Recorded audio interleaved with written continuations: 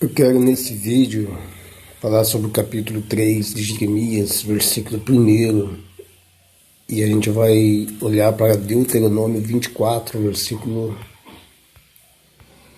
3. A gente vai ler o versículo 1 até o 4. A gente vai ver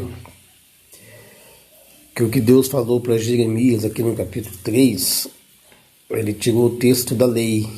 Isso já estava na lei. Estou fazendo esse vídeo para tirar a dúvida de pessoas que me procuraram querendo saber sobre o versículo 1 do capítulo 3 de Jeremias. Então vamos lá.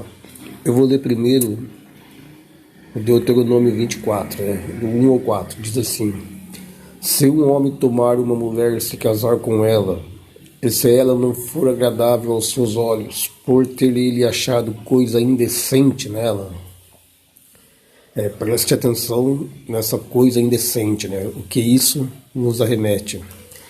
E se ele lhe lavrar um termo de divórcio e lhe der na mão e a despedir de casa, e se ela, saindo da sua casa, for se casar com outro homem, e se este aborrecer, e lhe lavrar termo de divórcio, e lhe der na mão, e a despedir da sua casa, ou se este último homem, que a tomou para si por mulher, vier a morrer, então seu primeiro marido, que a despediu, não poderá tornar a desposá-la, para que seja sua mulher, depois que foi contaminada, pois é abominação perante o Senhor. Assim, não farás pecar a terra que o Senhor teu Deus te dá por herança. É claro que aqui é um texto sobre o casamento, Eu não quero me ater e me aprofundar nisso, porque eu sei que muitas pessoas não têm conhecimento disso. E, enfim, eu quero só falar aqui envolvendo Deus, o marido, e Israel, a mulher. Para isso, a gente precisa ter em mente que Deus ele nos passa a ideia dele sendo um marido e o povo, todo o povo como se fosse mulher. Essa é a visão. Por isso que a gente vê falar em antiga aliança, Antiga aliança, nova aliança, qual vivemos hoje. Quando se vê falar em aliança, a gente já vê que está falando sobre casamento.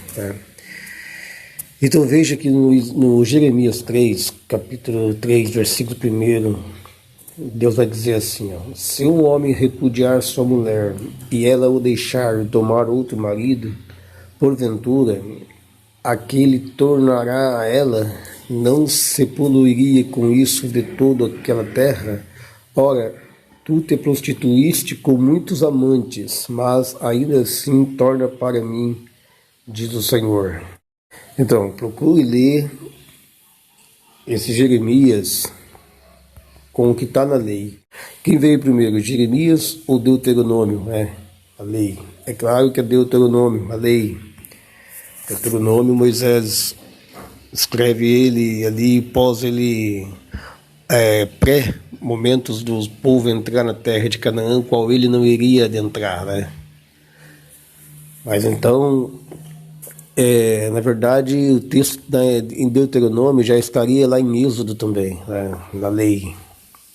Pois os 5 primeiros livros envolvem toda a lei, de maneira que a gente tem que somar os 5 livros para a gente ter uma ideia total, mais ampla. Mas então, Deus sendo o homem, Israel é a mulher. Esse casamento se deu aos 50 dias após Deus ter tirado o povo do Egito. Ele vai levar o povo até o Monte Sinai, vai haver lá toda uma preparação. Então Deus vai casar com a nação. Pode olhar lá em Êxodo 19. Então veja que fazia justamente 50 dias e ao terceiro dia do mês. Então a gente já tem ideia que está acontecendo o mesmo que aconteceu com Cristo. Porque Cristo, quando ele ressuscita ao terceiro dia, ele ressuscita com uma nova aliança também para o povo, né? A qual já pegaria aí as duas casas, sendo agora convertida em igreja, né? Mas vamos lá. Então, Deus vai casar com a nação inteira, as 12 tribos. Daí vai dar lei para a nação. Daí acontece que vai chegar um determinado momento, depois da nação passar pelo deserto 40 anos, depois do período da Terra Prometida, qual abrange cerca de 450 anos, período dos juízes. Depois viria os 3 reis, que vão reinar sobre toda Israel. Saul 40 anos, Davi 40 anos e Salomão 40 anos, né? 3 vezes 4, 12, né? Então você já tem ideia aí de 12 tribos, né? Bom, enfim, esses 3 reis vão governar sobre Israel unificada. Daí depois, então, viria a divisão das tribos.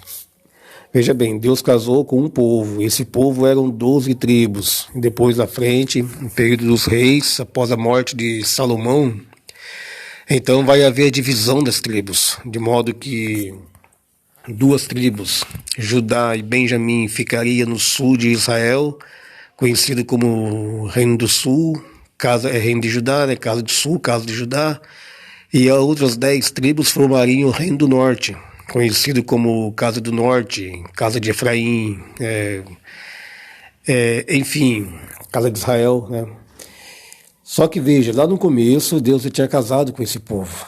Agora o povo dividiu, mas Deus está casado do mesmo jeito. Porém, as 2 casas iriam agora ficar-se distante uma da outra.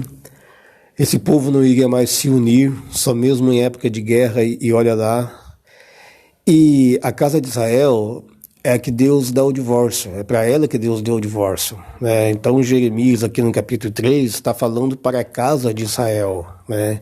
E no contexto de Jeremias, a casa de Israel já não existia mais. Toda vez que eu estou falando sobre Jeremias, eu passo nesse ponto porque é importante, porque eu sei que as pessoas começam a gravar, a memorizar. Então, no período de Jeremias, as casas de Israel já não existia mais, e a casa de Judá, Reino do Sul, estava prestes também a ser cativo. Porém, a casa de Israel, eles estavam fazendo uma abominação contra Deus, estavam indo a outros deuses, acendendo incenso a outros deuses, né? Que Deus vê isso como fosse uma mulher traindo o marido, né? Porque, veja bem, a casa de Israel ela já tinha Deus com ela, mas ela ia atrás de outros deuses. Ela já tinha marido, mas ia atrás de outros maridos. E na lei, conforme a gente viu em Deuteronômio, Deus está dizendo ali que se um homem ele repudiar uma mulher e ela for, por ele achar coisa indecente nela, né? Essa coisa indecente não é porque passou os anos e ele começou a ver um monte de defeito dela, não é isso. Né? Isso não valida.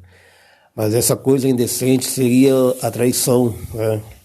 Então ele daria o divórcio a ela. E se ela vai e se mistura, depois ela tenta voltar para o primeiro homem, no caso, o primeiro marido, ele não podia aceitar para que isso não poluísse a terra, né?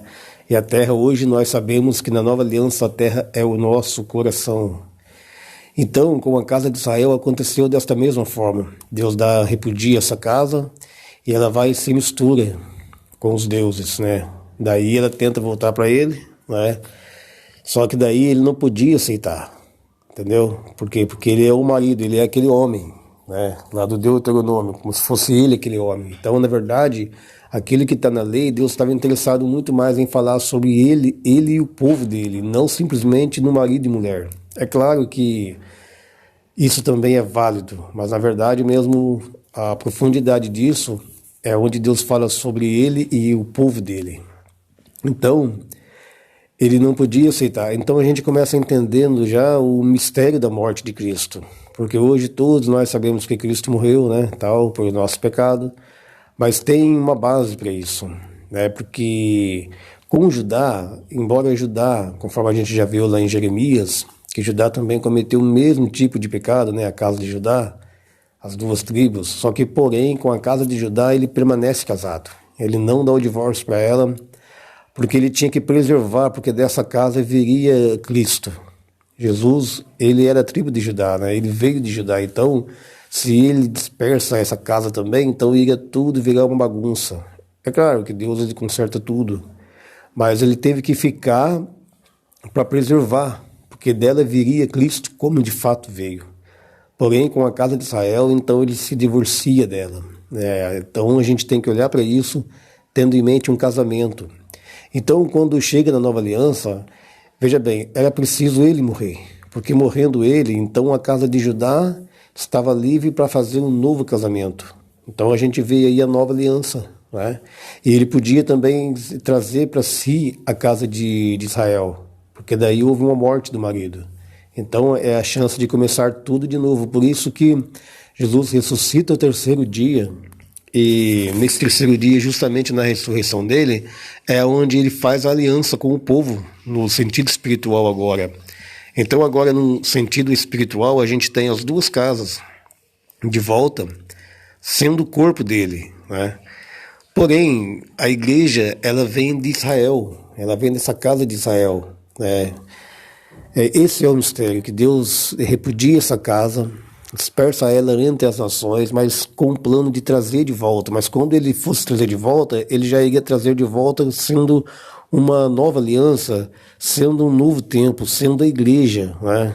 Esse é o grande mistério, fazendo agora do próprio povo o santuário dele, né? E agora não precisa mais ser de casa de Israel, de casa de Judá, ser judeu, ser grego, gentil, não. Agora, todos agora podem se achegar a ele, porque houve a morte dele. E com a morte dele, então, ele resolveu a situação dessas duas casas, tanto a casa de Judá como a casa de Israel.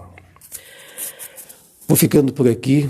Se você visitar aí o canal, se inscreva no canal, né, e ative o sino para você ficar por dentro dos assuntos, dos vídeos que a gente vai postando. A gente está numa maratona sobre Jeremias, já é, eu acho que o quarto, quinto vídeo, e nesse aqui eu fiz mais em especial para estar respondendo certas dúvidas, mas logo a gente volta aí dando sequência nos capítulos de Jeremias e fazendo a ligação com os outros e tendo um todo em mente.